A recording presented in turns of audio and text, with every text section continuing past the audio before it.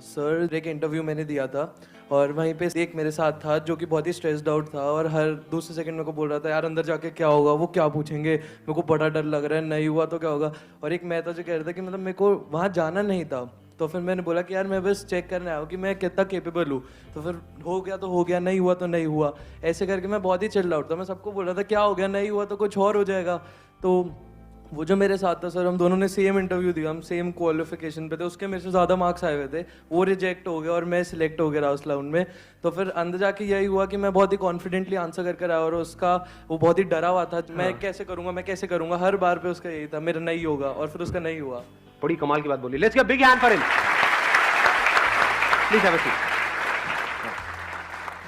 देखो, एक बंदा है इंटरव्यू में डरा हुआ है, एक है उसको कोई फर्क ही नहीं पड़ रहा है। तो क्या फर्क है इन दोनों में अगर ध्यान से देखोगे तो? एक है वहां पर उस इंटरव्यू को क्रैक करने के लिए गया है, एक है जो मजे के लिए गया है, मतलब उसको नहीं भी होने से कोई फर्क नहीं पड़ता है। और दूसरा बंदा है वो इस थॉट से ही डर जाता है कि अगर नहीं हुआ तो पता नहीं क्या होगा। अब यहां पे एक बहुत इंटरेस्टिंग, मतलब बड़ा कमाल का एक कॉन्ट्रडिक्शन है कि अगर आप चाहते हो कि आपका हो जाए, जो भी आप चाहते हो, कोई खेल खेल रहे हो और आप जीतना चाहते हो, तो आपके हारने के चांसेस बहुत ज्यादा है। और अगर आप खेल रहे हो खेलने के लिए, तो अब आपको हराने का कोई तरीका ही नहीं है। अगर दोनों की स्किल बराबर है तो कंडीशंस अप्लाई, इसको ध्यान से समझ लेना। अगर बैकग्राउंड में फर्क है तब तो वहां पर ये सब दिमाग लगाने की जरूरत ही नहीं है कि एक बंदा है ग्रेजुएट है, एक नहीं है।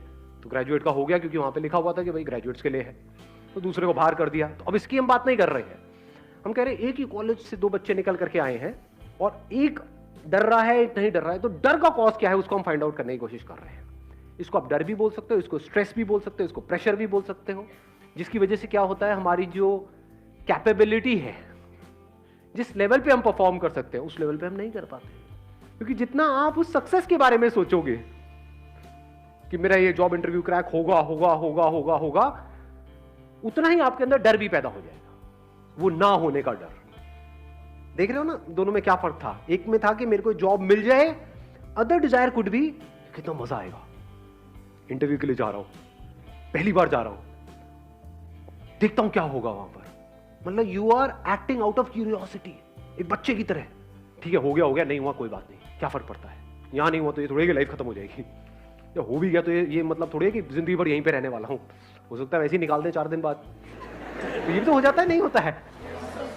तो कहने का मतलब है कि ये नहीं कि ये हो रहा है वो हो रहा है, मतलब you are excited about the process. एक तरफ से you are excited only about the outcome. Job मिल गई तो मजा आ जाएगा, नहीं तो बुरा हाल हो जाएगा। तो आप एक भिखमंगों की तरह जियोगे। क्यों? क्योंकि डरे ही रहोगे ना। जॉब मिल भी गई ऐसे बंदे को, क्या वो डर डर के काम नहीं करेगा? क्योंकि मुझे यहां से निकाल दिया तो मैं बर्बाद हो जाऊंगा। क्या बर्बाद हो जाऊंगा? और तब अगर उसको ऊपर वाले बंदे आकर के कहेंगे, कठपुतली की तरह नचाएंगे कि तेरे को सारे गलत काम करने दुनिया जहान के, करेगा या नहीं करेगा? तो उसकी अपनी लाइफ बची कहां है? वो तो पपेट बन गया है, किसी और के हाथ में उसकी डोर है, वो नचा रहा है उसको। फॉर एग्जाम्पल कोई बंदा है, उसकी सोच है कि मुझे तो एक टॉप स्टार बनना है, कि मतलब बॉलीवुड में डेली, मतलब बॉम्बे अगर आप लोगों को पता हो तो, कि डेली हजारों लोग ट्रेन से उतरते हैं हीरो बनने के लिए, एक्टर बनने के लिए नहीं, हीरो बनने के लिए। सबको हीरो बनना है। तो क्या होता है उन लोगों का हाल? अच्छा होता है, बुरा होता है? क्या कभी उनको हमने देखा जा करके प्रैक्टिकली उन लोगों की लाइफ को ऑब्जर्व किया है कि क्या क्या हालत होती है? मैंने धक्के खाए हैं इसलिए मुझे पता है अंदर की कहानी क्या है। बहुत बुरी हालत होती है, इतनी बुरी जिसकी कोई हद ही नहीं। हर तरफ से पिसे हुए होते हैं। क्यों मर रहे हो? क्योंकि उनको हीरो बनना है।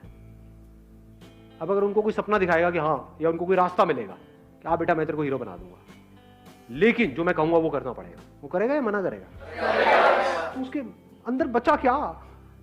सोच रहे हो? अगर दुनिया जहान के उसको गलत काम करने पड़ रहे हैं वो बनने के लिए, वो करने के लिए जो वो करना चाहता है, तो बन भी गया तो अंदर कुछ बचेगा ही नहीं। तब तक 5-10 साल में कुछ बचेगा ही नहीं। शक्ल देखोगे तो सब कुछ नकली होगा वहां पर, नकली हंसी, नकली सक्सेस, अंदर से सब खोखला, सब खाली। तो दूसरा तरीका क्या हो सकता है लाइफ को जीने का? अगर वो बंदा समझ पा रहा है तो वो क्या कहेगा? भाड़ में क्या हीरो हीरोइन, इस सबसे क्या करूंगा? एक्टिंग में है मेरा इंटरेस्ट, मेरे को एक्टर बनना है। एक्टर कौन है? एक्टर के लिए क्या बड़ा क्या छोटा? समझ रहे हो? अगर कोई एक्टर है तो उसके लिए स्टेज बड़ा या छोटा नहीं होता है, हीरो के लिए बड़ा छोटा होता है कि ये छोटा स्टेज है, मैं यहाँ पे कैसे आऊंगा। समझ रहे हो? तो ये कुछ बेसिक सी चीजें हैं जो अगर इस लाइफ में इस टाइम पे अगर आपको समझ आ गई ना तो बड़ी कमाल की लाइफ हो सकती है। हाँ, आप बोलिए।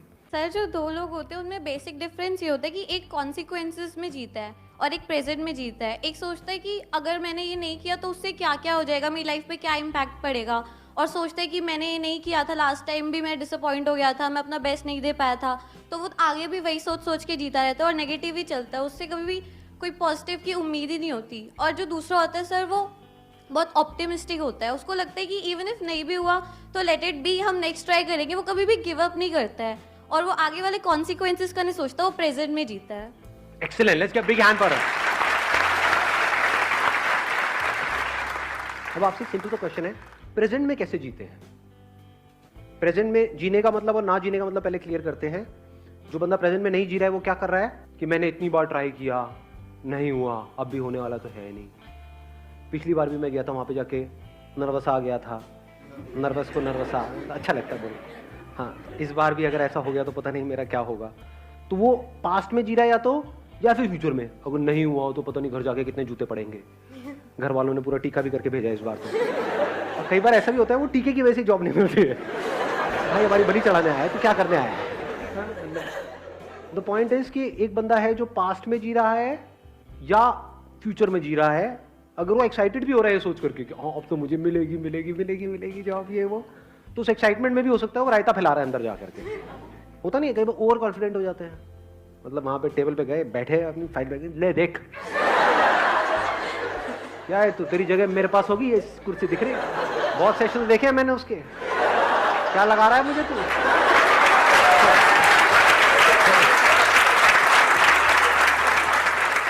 ऐसे बंदों को मार पीट के बाहर फेंकते हैं, मतलब प्यार बोलेंगे नहीं, मार फेंक दिया जाएगा ऐसे बंदों। तो कहने का मतलब ओवर कॉन्फिडेंस भी प्रॉब्लम है, अंडर कॉन्फिडेंस भी प्रॉब्लम है। अब ऐसा क्यों होता है, ध्यान से समझना।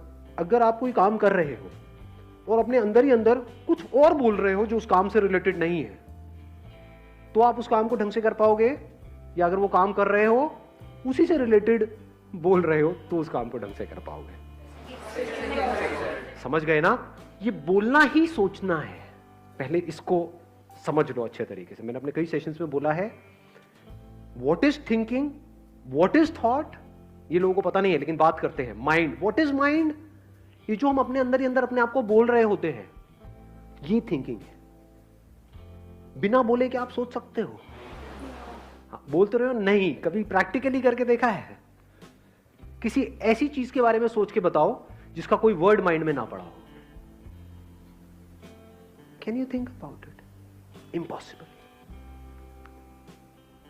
तो पहले हम बोलते हैं, फिर उसके कॉरस्पॉन्डिंग इमेजेस माइंड में आती है, फिर एक चेन बनती है, इसको थिंकिंग बोलते हैं। तो आप चाहे पॉजिटिव बोल रहे हो अपने आप को, चाहे नेगेटिव बोल रहे हो, आउटकम से रिलेटेड, जो होने वाला है उससे रिलेटेड, चाहे वो अच्छा है चाहे बुरा है, उसका जो अभी काम करना है उससे कोई कनेक्शन नहीं है। आउटकम मतलब क्या? जॉब मिलनी है नहीं मिलनी है, वो तो कुछ दिनों बाद डिसाइड होगा, बाद में डिसाइड होगा, कहीं और डिसाइड होगा, आपका कोई कंट्रोल है ही नहीं उसके ऊपर। आपका काम क्या है? अगर आप सिर्फ जॉब इंटरव्यू के बारे में ही उस टाइम बोल रहे हो, ये भी नहीं कि हम बोंदों की तरह बैठे कुछ भी नहीं बोल रहे हैं या कुछ भी नहीं सोच रहे हैं। If you are thinking about the job interview, कि जैसे कोई बंदा अंदर गया, उससे जाकर के पूछा कि भाई किस तरह के क्वेश्चंस आ रहे हैं, क्या पूछ रहे हैं, there is a strong possibility कि एक ही तरह का पैटर्न चल रहा होता है। तो आपने उसको सुना, समझा और अपनी प्रिपरेशन करी, अपना प्लान बनाया, उसमें कोई दिक्कत नहीं है। Because that plan, that preparation, that thinking about the interview is important.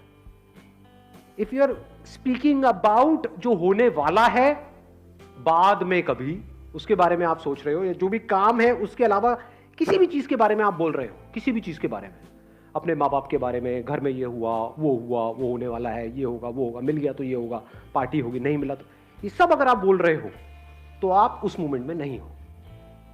But अगर आप बोल रहे हो उसी से रिलेटेड जो आप काम कर रहे हो, जैसे अगर खेल रहे हो फील्ड में, तो अगर उस खेल से रिलेटेड आप बोल रहे हो अपने आप को, कि बंदा सामने से आ रहा है, मान लो फुटबॉल खेल रहे हो, कि ये आएगा, आकर के मुझे टांग मारने वाला है, मैं गिरने वाला हूं, क्यों ना मैं ऐसा करूं, यहीं पे रुक जाऊं, इसको लगेगा मैं निकलने वाला, ये करके मैं यहां से निकल जाऊं। ये सब हो रहा है, यही थिंकिंग है, बड़ी तेजी से हो रहा होता है ये काम पूरा का पूरा। तो अगर आप उस गेम से रिलेटेड अपने आप को बोल रहे हो, सोच रहे हो, उसमें कोई प्रॉब्लम है? कोई प्रॉब्लम नहीं। That means you are there in the present moment. But अगर उस टाइम पे देखना ये है कि सामने वाला ओपोनेंट कैसा है, उसकी स्ट्रेंथ्स क्या है, उसकी वीकनेसेस क्या है, मैं कहां से जाऊं, कैसे जाऊं, ये सोचने की बजाय अगर आप सोच रहे हो, आपकी नजर पड़ी वहां पे ट्रॉफी पे और उसके बारे में सोच रहे हो, इमेजिन कर रहे हो कि वो ट्रॉफी मेरे हाथ में होगी और फिर पूरी कंट्री सेलिब्रेट करेगी, ये होगा वो होगा, I will create history, then आप फ्यूचर में हो, आप उस मोमेंट में हो ही नहीं। अब आप हार जाओगे। आपकी सक्सेस जो है, जिस भी फील्ड में आप जा रहे हो, उसका कनेक्शन है कि आप अपनी 100% कैपेबिलिटी पे परफॉर्म कर सकते हो या नहीं कर सकते। इसको ध्यान से समझ लेना। कुछ और एक और लेयर निकल करके आई है। मतलब आपकी कैपेबिलिटी ये है, यहां पर है, किसी और की कैपेबिलिटी ये है, आप उससे हार जाओ, कोई प्रॉब्लम नहीं है। पॉइंट ये है कि क्या आपने अपना 100% दिया। अगर आपने अपना 100% दिया और आप उस बंदे से हार भी गए, तब भी आप जीत गए, क्योंकि आपको 100% देना आ गया लाइफ में।